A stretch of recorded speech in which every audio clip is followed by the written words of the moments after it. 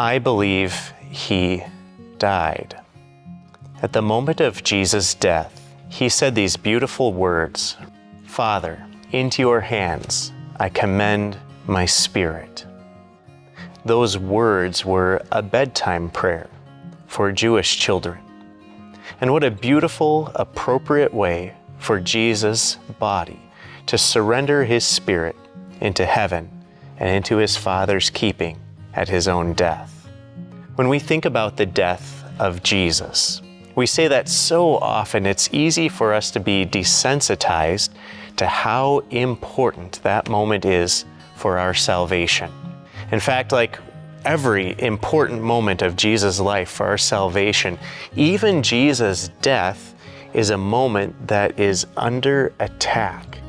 You see, because there's so much evidence for Jesus' resurrection from the dead, many skeptics will go back and say, well, then perhaps Jesus didn't really die on the cross. And what they posit is what's called the swoon theory, that Jesus, because of his physical suffering on the cross, just passed out or fainted. And this deceived the people into thinking he was dead, so they took him, placed him in a tomb, and later he revived, and everyone thought that he had come back to life, and so they were convinced that somehow he was also their Lord of life. So whenever we come up to speculation, we have to compare it to real history. Here's some real history about 3 men that we know of who were taken down from a cross while still alive. This happened in 70 AD.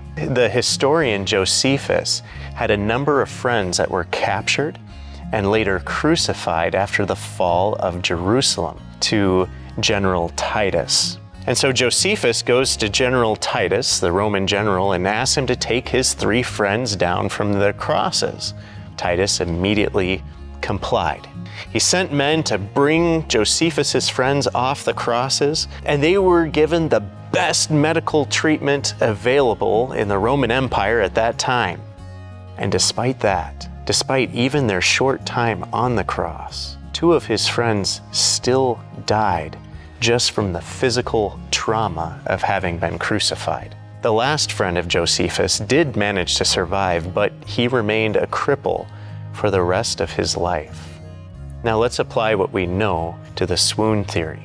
The idea that somehow, after being crucified, Jesus was able to revive by himself with no medical treatment at all. That after his arms and legs had been pulled out of joint, he somehow, crippled and maimed though he would have been, would be able to roll that heavy stone from the inside, be able to roll that stone away and somehow escape the tomb.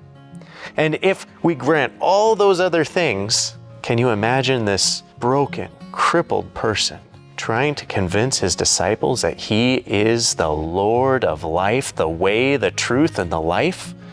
That would be nonsense.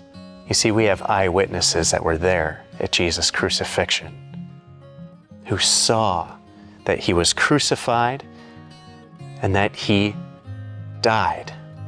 And the Roman soldiers in charge of the crucifixion, they had one job.